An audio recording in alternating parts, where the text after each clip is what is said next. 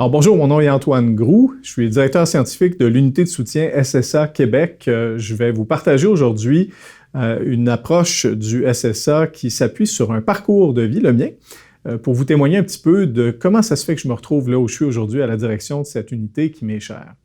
Alors, je suis un citoyen engagé, je pense, je dirais ça d'abord, père de 4 enfants, et je suis, comme je l'ai dit, directeur de cette unité de soutien au système de santé apprenant Québec. Je suis aussi un administrateur de clinique médicale et je suis, comme vous le voyez, de façon particulièrement florissante, engagé dans toutes sortes d'autres activités. Alors aujourd'hui, ce que j'ai envie de vous partager, c'est vraiment une trajectoire de vie qui est la mienne, puis qui vous témoigne un petit peu quelle a été ma réflexion, qu'est-ce qui m'a amené à finalement prendre les rênes de cette unité et en quoi j'y vois une valeur extrêmement élevée pour notre système de santé. Alors l'objectif aujourd'hui, ça va être de vous partager un petit peu de quelle manière j'ai voulu changer les choses. Alors de ma formation de médecin jusqu'à un rôle de décisionnaire, jusqu'au rôle que je joue aujourd'hui. Un parcours qui s'est promené du microscopique au mésoscopique au macroscopique, d'activités de leadership étudiant, de leadership en médecine, jusqu'à la gestion d'établissement où j'ai été directeur de services professionnels et plus tard, à un niveau vraiment macro, avec certains ancrages politiques dans un rôle de sous-ministre adjoint au ministère de la Santé et des Services sociaux. Ce parcours m'a amené à avoir une prise de conscience qui, au final, se résume à ceci. Quand on arrive à ce niveau macroscopique où on a envie de changer les choses, où on est convaincu qu'on est capable de le faire, eh bien, on réalise à la fin que c'est pas tant le politique qui décide, mais bien la volonté de l'électorat. Donc, pas tant les élus que les électeurs. Et sur cette base-là, je me suis dit qu'il fallait faire cette espèce de parcours inversé où on passait d'un rôle de décisionnaire à un rôle d'ambassadeur, finalement. Ambassadeur de quelle nature? Bien, revenir un peu aux sources, co-construire ce système de santé de demain, avec et pour la population, autonomiser ainsi, éclairer et engager les citoyens et les citoyennes, c'est vraiment ce qui, à mon sens, va permettre de changer les choses.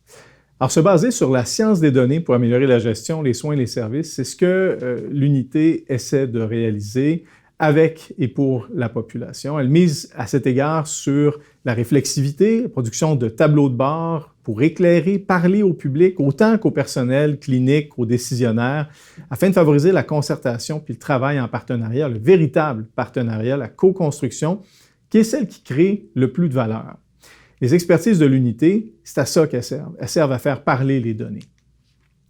Alors, dans mon parcours, vous comprenez que des études en médecine jusqu'à mon rôle de médecin de famille, à celui de gestionnaire en établissement et puis enfin à celui de décisionnaire dans un milieu ministériel, eh bien, il allait de soi que l'étape d'après devait mener à ce partenariat, ce réel partenariat avec les patients, le public, les cliniciens, les cliniciennes, les décisionnaires, bref, toutes ces personnes qui travaillent en santé et services sociaux pour améliorer notre système.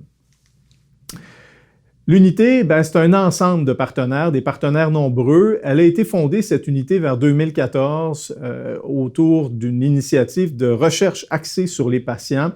Elle a, avec tous les partenaires que vous voyez, élaboré une capacité exceptionnelle de partenariat avec les patientes, les patients, et elle a évolué vers une nouvelle phase, celle dans laquelle on entre maintenant, où ce partenariat avec les patientes et les patients se traduit maintenant par une utilisation de cette capacité.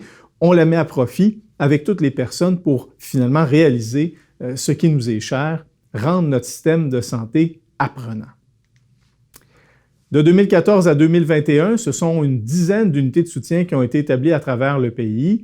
Aujourd'hui, de 2021 à 2026, nous entrons dans une phase d'utilisation des capacités exceptionnelles qui ont été développées. Les objectifs que nous avons, au-delà de déployer cette recherche axée sur les patients et le partenariat avec les patientes, les patients, c'est d'intégrer aussi tout le concept de santé apprenant à l'intérieur d'un modèle d'amélioration de nos pratiques en continu. On travaille aussi à développer des collaborations qui étaient émergentes dans la première phase entre les réseaux intégrés universitaires de santé et services sociaux, le ministère de la Santé et des Services sociaux et les fonds de recherche du Québec. On pousse ça un peu plus loin, on les amène à travailler vraiment dans une synergie encore plus efficace. L'impact, c'est vraiment celui de ce système apprenant. Soutenir l'amélioration continue grâce à ce système apprenant, c'est, comme je le disais, travailler en partenariat, s'appuyer sur les données, et les données de la science pour améliorer la gestion, les soins, les services. Ce système de santé apprenant, tel qu'il est schématisé ici, vous est expliqué à l'intérieur d'une petite vidéo que je vous invite à aller consulter sur le site de l'unité.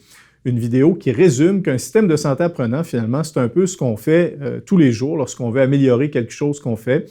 On commence par se donner un objectif, ensuite on mesure où on est, ce qu'on fait, et puis de là, on analyse ces données pour établir finalement une connaissance, une compréhension de la situation. Et de là, on s'assure d'entreprendre les changements requis, c'est probablement la partie la plus difficile, pour que finalement notre façon de faire change et qu'on s'améliore et qu'on fasse ceci en continu. Lorsqu'on le fait en partenariat, avec le partenariat au cœur de cette démarche, c'est là où nos succès sont les plus grands. Alors pourquoi est-ce qu'on fait ça? Déployer ce système de santé apprenant, c'est principalement pour atteindre le quintuple objectif. Une finalité assez simple, celle d'améliorer la santé de la population, dans des résultats pragmatiques de santé, celle d'améliorer aussi l'efficience de notre système de santé, parce qu'à défaut d'efficience, un jour on aura juste plus de système ou plus d'argent pour le faire fonctionner. Améliorer l'expérience des patientes, des patients et les résultats pour eux aussi, parce que c'est au cœur de notre démarche, cette démarche axée sur les patientes et les patients. Et puis ensuite, améliorer le bien-être des ressources humaines en santé et services sociaux, tout comme l'équité, qui sont des éléments qui ont été particulièrement mis en évidence dans la pandémie qu'on a connue, à quel point c'est important que nos ressources humaines en santé et services sociaux se sentent bien pour pouvoir faire leur travail, et puis à quel point c'est capital de tenir compte de l'ensemble des personnes qui sont servies par notre système de santé afin de les aider à atteindre un meilleur état de santé. Comment est-ce qu'on fait ça? On le fait de deux façons à l'unité. D'abord, on sert les gens via un grand portail qui accueille les demandes de tous les demandeurs, les demandeuses, et aussi par des concours ciblés d'octroi qui sont finalement des concours qui sont lancés pour améliorer des trajectoires de soins de service. Je vais y revenir dans un instant, simplement pour noter qu'on ne le fait pas dans un esprit de faire à la place des gens qui nous demandent des services, mais de les accompagner. Alors, on ne pêche pas pour eux, on leur montre à pêcher. On le fait comment? On le fait avec des formations, de la consultation et aussi le développement et le partage d'outils, toujours en lien avec ces expertises du SSA. On le fait avec une équipe hautement qualifiée, répartie à la grandeur du Québec dans les 4 réseaux universitaires intégrés de santé et services sociaux, avec 5 axes, un qui porte sur le partenariat, ça va de soi, un autre sur la gestion de changement, un sur le renforcement des capacités pour s'assurer d'être capable de partager ce que l'on développe comme capacité de façon efficace, un autre ensuite sur la valorisation des données, puis enfin sur la gestion des données. Ces expertises à valeur ajoutée, elles sont reconnues par un ensemble de partenaires avec qui l'unité travaille.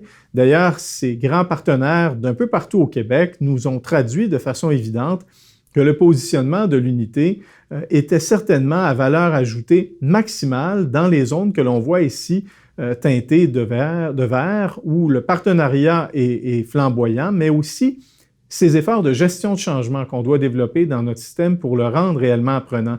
C'est assez facile de dire aux gens de bien manger, de faire du sport, de ne pas trop boire d'alcool. Tout le monde le comprend, on est capable de savoir où on est, on a les données pour le savoir, on connaît ce qu'il faut pour le faire, mais le faire n'est pas évident. Et ça, l'unité l'a bien compris et elle déploie aujourd'hui des expertises assez uniques en accompagnement, en gestion de changement, dans cet esprit d'amélioration continue des pratiques. Alors, en résumé, l'objectif de cette unité de soutien SSA, c'en est un d'amélioration continue qui s'appuie sur un ensemble de services, de formation, de consultation, d'outils, sur des axes d'expertise, un coffre à outils d'expertise en système de santé apprenant. L'objectif étant de construire ce pont entre la science et les pratiques, une recherche appliquée, avec une population au cœur de la solution. Comme je l'ai dit au départ, ce n'est pas nécessairement au plus haut niveau macroscopique qu'on va parvenir à induire ce changement, cette transformation et cette amélioration dans notre système. C'est en nous tournant vers tous ces partenaires, patientes, patients, citoyens, citoyennes et leurs proches, qu'on va probablement être à même, en les amenant à bien comprendre ce que c'est que ce système, à comprendre les enjeux, à y voir le quintuple objectif, que nous arriverons à convaincre et à élire les bonnes personnes pour faire les bonnes choses. Et c'est ce qu'on essaie de faire pour transformer toute la culture de notre système de santé. Si j'avais une liste de souhaits à faire, ce serait de travailler à ce qu'on ait davantage de vulgarisation scientifique, plus de partenariats, vous l'avez compris, patients, publics, organisations aussi, Plus de science dans nos pratiques et plus de santé durable au final. Alors voilà, je vous remercie de votre attention. Je vous invite à consulter le site web de l'unité sur lequel vous allez retrouver des détails sur nos offres et nos différentes expertises. N'hésitez pas à nous contacter. Nous sommes là pour améliorer le système de santé avec vous.